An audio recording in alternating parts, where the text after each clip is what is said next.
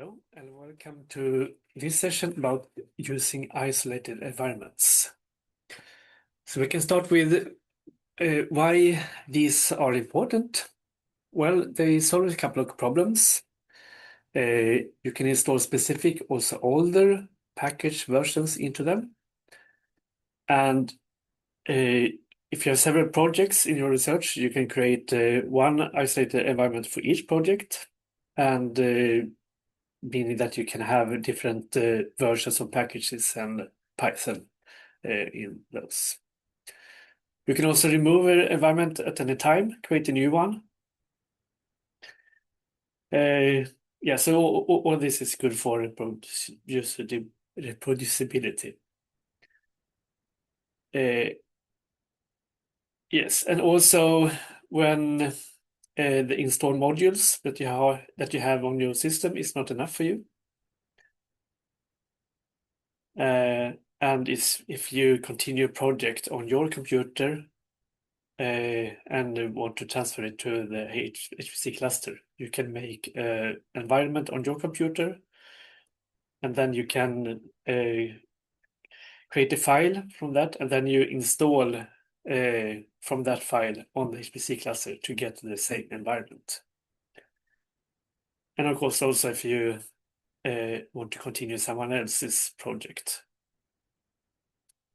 at home or on the HPC cluster. So what do these isolated environments mean? Yes, we have covered this, and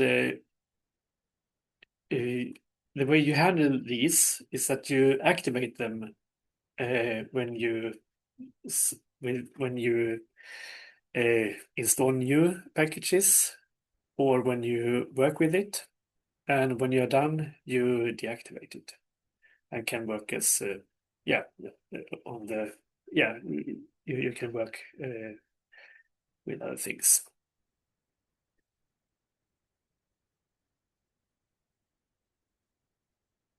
So the principles here is that you first create an environment. You could also, by this, you also choose a Python version. Then you activate it. And this means that you are working isolated from the rest of the system. So this environment will not find other packages outside the environment. You install packages, and these will only be reached from the activated project. So when you deactivate, you cannot reach them anymore. So you do your research inside here, and then you deactivate, basically. So the tools, well, Python, when you load the Python module, you will have the built-in command venv. So this will create a virtual environment. And the method to install here is the pip command, which means that you can reach the packages available at the PyPI, but also from the GitHub. Virtual environment is very similar. This can be installed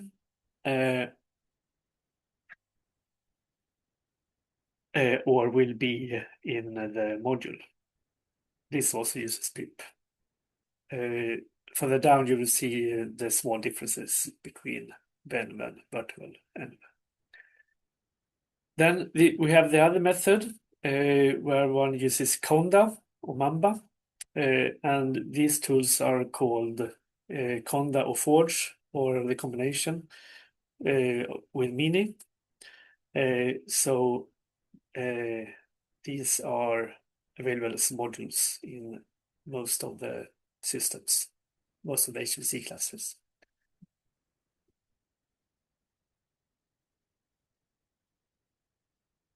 Yeah. So the venv tool is found in the software module, whereas Conda is found in specific Conda or Forge modules. Regarding Python, inside the environments that you create, so Python will be based on the Python version that you activated from. So if you had Python 3.9 and you use the Venom tool to make an environment, then it will use that Python 3.9. For Conda, you define actually when you create the environment, which Python version you want. But the default is late version.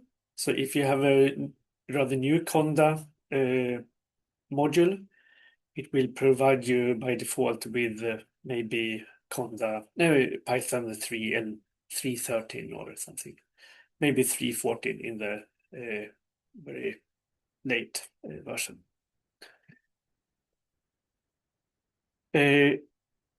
But the thing with Conda is that it cannot use Python packages from the modules or from another Python module.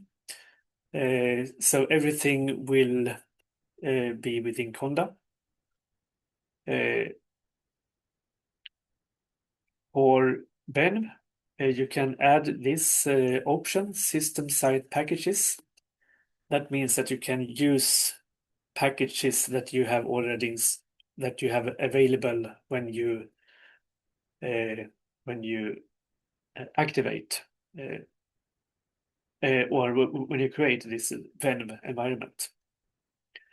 So for instance, if you load a Python module together with a bundle with a SciPy, for instance, and if you create the virtual environment with this option, it will also include these SciPy packages like NumPy and Pandas and SciPy. So that's a way to reuse what you already have. But sometimes you really need another version of a NumPy, for instance, and then you start from scratch, basically. And I think you saw that in the last session when you install BPIP. So you will actually get different packages depending on if you start from, different versions of packages when you install BPIP. So we have then one example when you install Xarray, I think, last session. There are other tools which are getting more and more popular. We have Pixie and UV, and maybe we will cover this in the future cycles of this course. But if you are interested, you can click these links and get some starters. You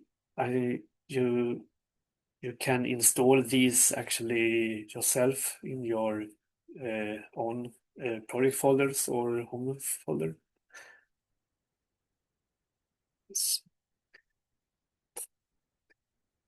So when you activate, you should check which Python it is.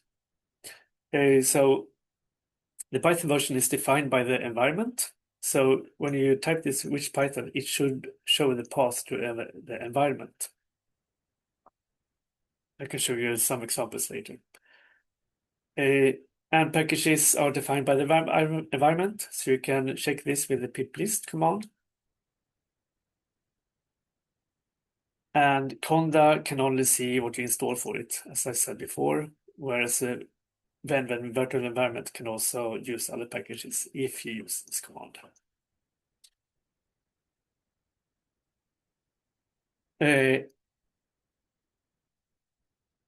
Yes, and when you have this activated, you can work in a Python shell or an IDE in the coming session, and also run scripts depending on packages now installed in your environment.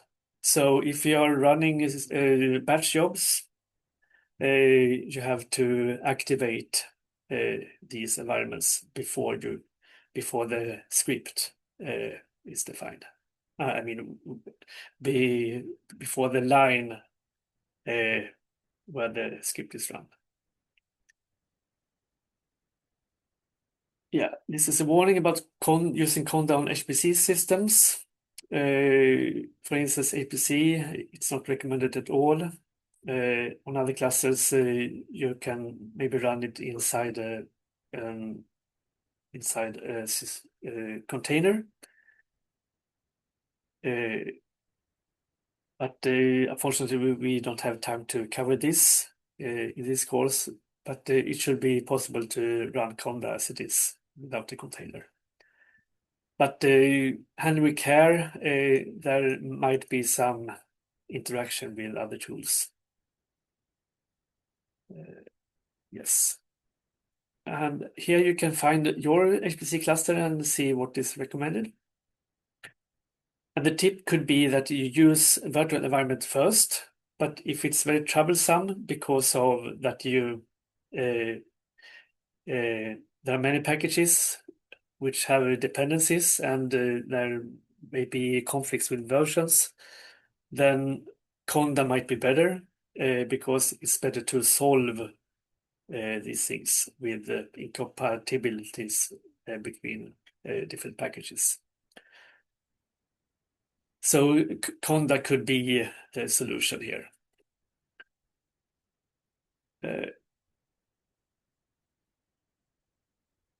Yes, and the tips you can also read yourself. We also have a documentation of the pip list commands. So -- local means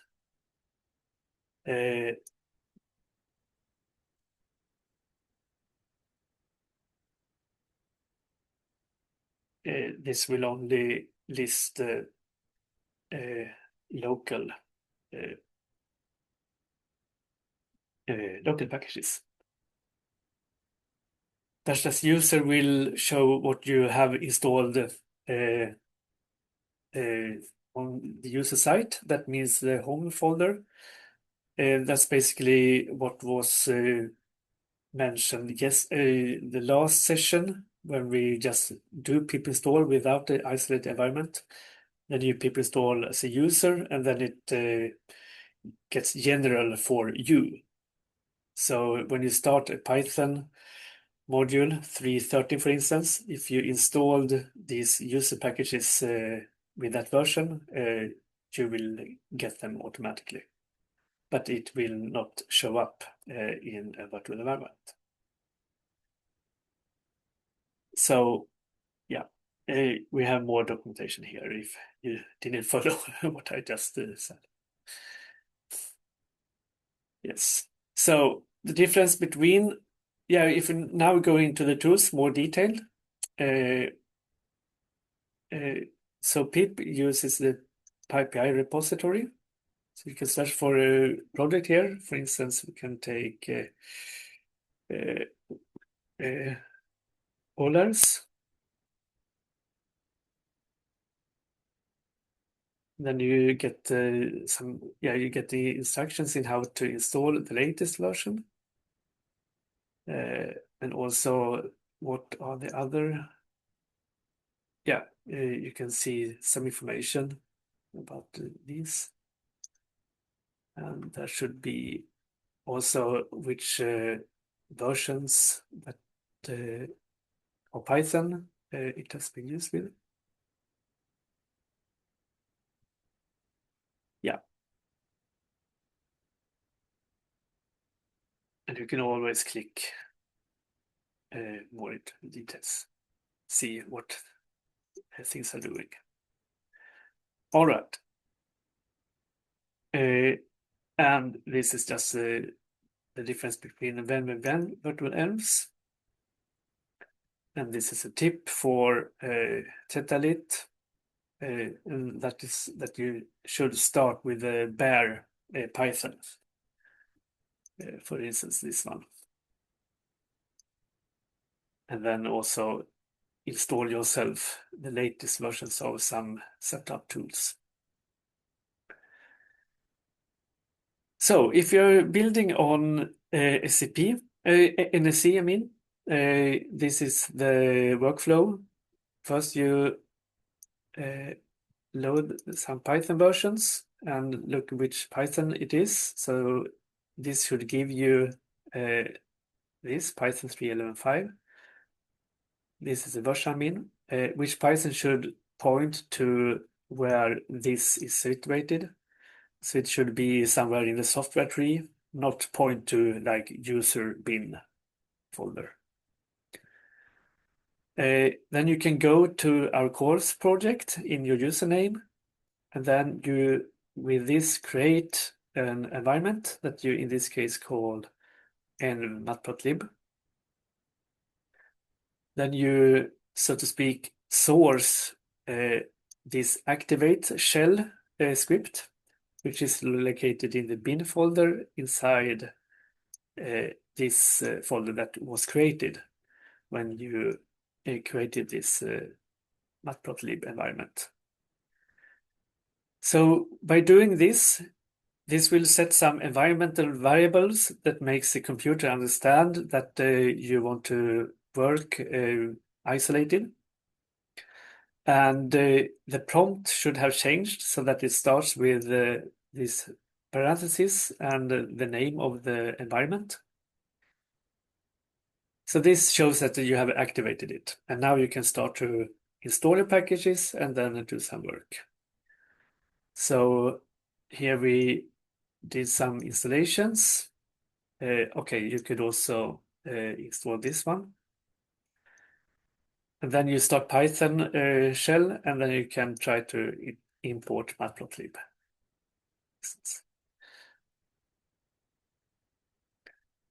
And when you're done, you deactivate with this command. For Conda,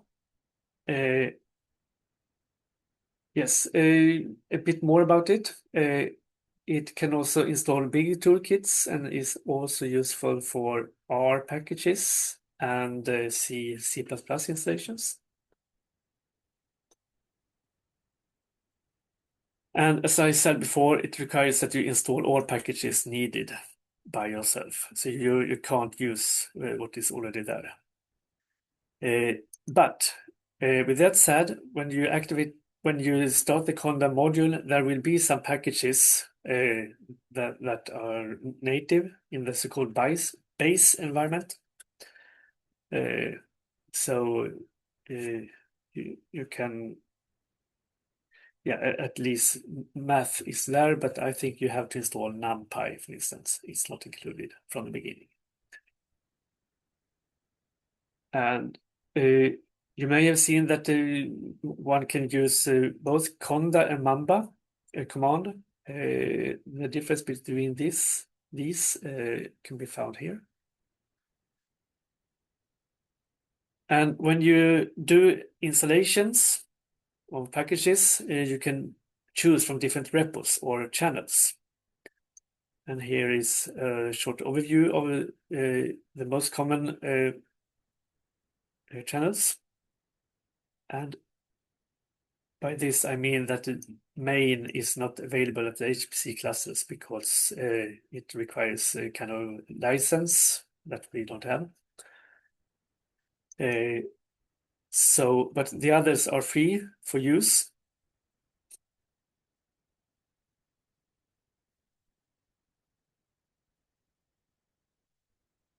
And the common software modules, I mentioned it before a bit. We have Miniconda and Miniforge up there.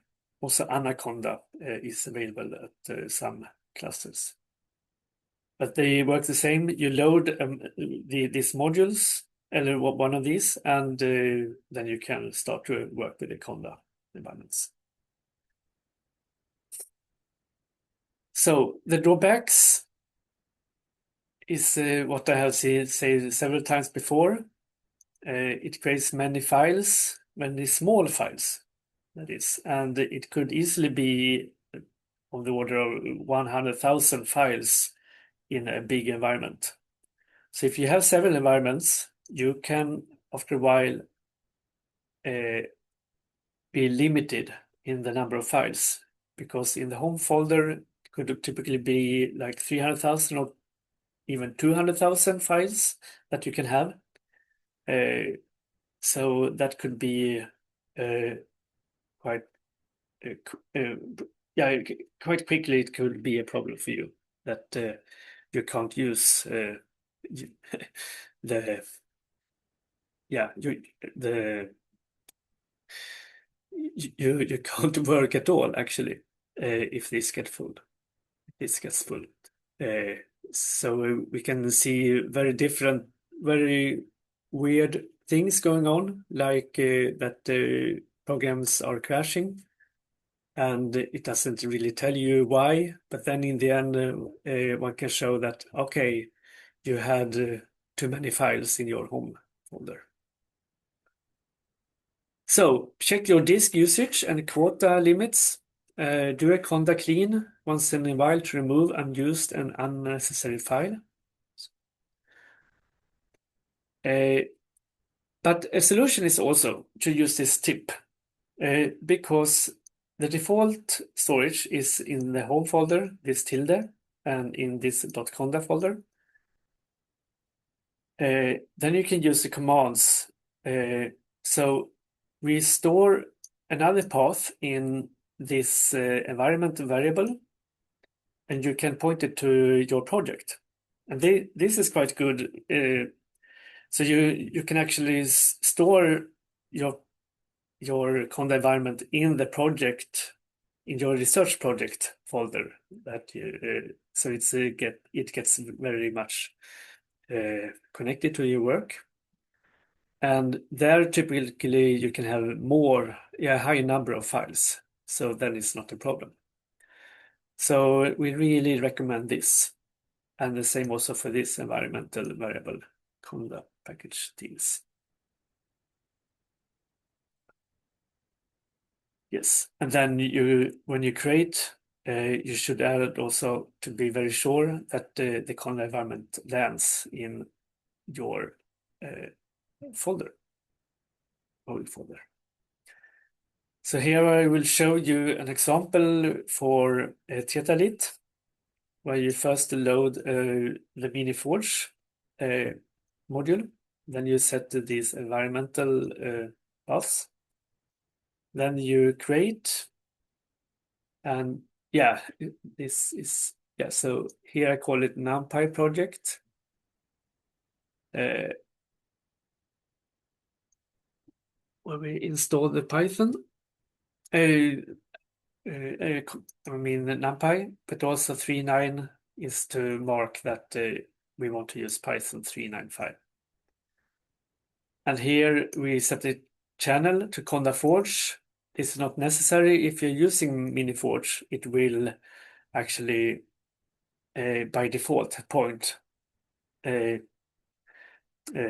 the first choice. It can look in several channels, but the first choice is always a Conda Forge. So this, in this case, was not necessary.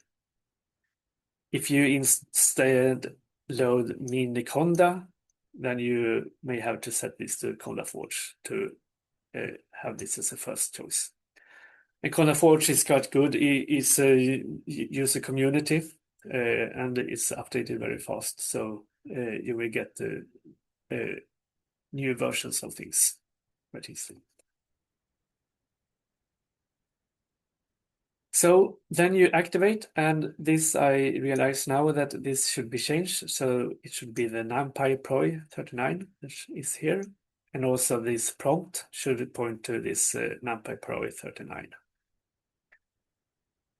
So as with Venue, you will see in the prompt that we have activated our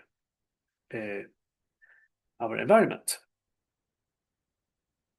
You can also check that we are in the Conda environment by looking at which Python, which should point to the Conda environment. So you could see that in the path that it is in this Conda environment, and then also the version, which should point to 3.9.5, which that we had. I should say that when you are installing or creating, it may take maybe 10 minutes or even more. And you have to be at the screen to press yes at some instances. So it's good to guard what is happening. So you have to click yes or type yes that you want to install things. And when this is going on, you will also see what is happening. So you will see that it searches for different combinations of packages versions and the dependencies. So if you want to install just NumPy, there might be some other dependencies, and it will help you to find versions that are compatible with each other. And this is done better compared to pip. Then you can, when this is done and you also have installed NumPy, then you can start a Python shell and then try to import NumPy, and it should work. This is some notes about the Conda-based environments, and here we also have a Conda cheat sheet, so which commands to use to get information about different things or do things. Right. Now we come to install from files, which is very handy when you want to move your environment somewhere else or give your code to someone else in a research group or to a community. And yeah, good for reproducibility, because what you do is that you can pin the versions that you are using, and when you know that this is working for you, it should also work for others with no errors. At least no compatibility errors. So the principle here for both the virtual environment and the Conda is that you first activate the environment and make sure it works. Then the key thing here is that you save an environment file. Then you distribute only this file, and then the receiver installs the environment from the file. So it could look like this. So when you are in the environment, you do a pip freeze -- local also, and save it as a requirements file, the text. So this is a redirection file. And this requirements file could look like this. So here we have several packages. We have this one is quite known, matplotlib and numpy.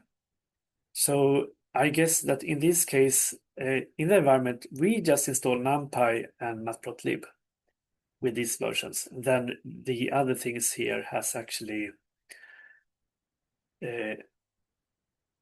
these have been installed automatically when you install matplotlib and numpy.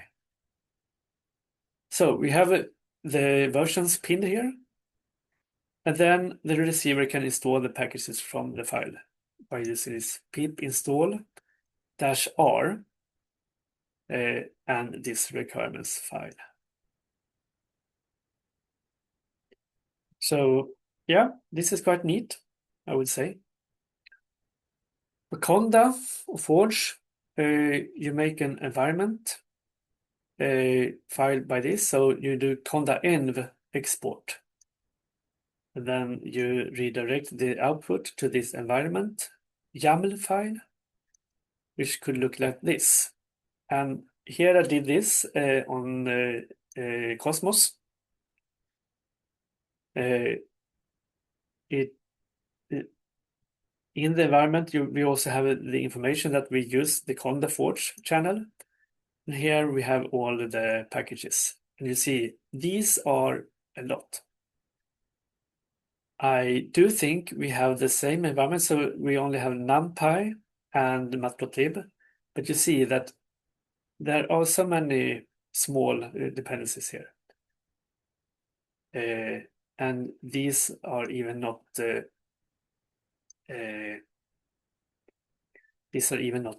Python packages, but C libraries. I do believe. So you have everything here, and this is only 30% of what is there. So you see many small files again. Be sure to have your environment at a place where you can have many files. And then the receiver create an environment from this file. So do this on another computer or rename. Yeah, so if you want to try this out. So you use this conda n create from file -f and then environment. You could also rename it by adding this -p, which should stand for prefix, and then the path to where you want it to be. So it could be somewhere else in the file system, and then the name of it. So the name of this file is example. I mean the environment. So if you just install it like this, create environment, the environment will have the name example.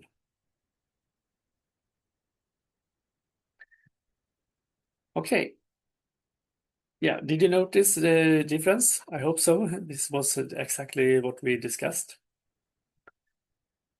Yeah. So the exercises here is if you do this, yeah, if you want to follow the other sessions later on, it's good to create, yeah, prepare the course environments, which will be different centers, and for some you don't need to do this because we will already fix this. But for NSC, for instance, you have to build your conda environment here. The other exercises is about using Venv and conda. So this is other things. I mean, not especially related to what we'll do later on in this course. And here you can also test an environment and spread with these files, basically.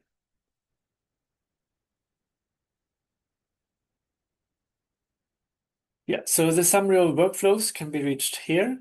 And here you also have some more details about Conda and also about the virtual environments.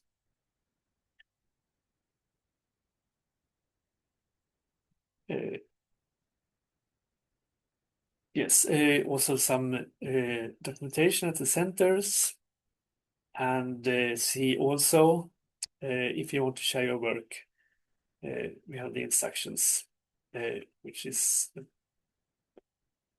yeah, a bit deeper compared to what I just showed in the demo. Regarding uploading files, we have the NAISS transfer course.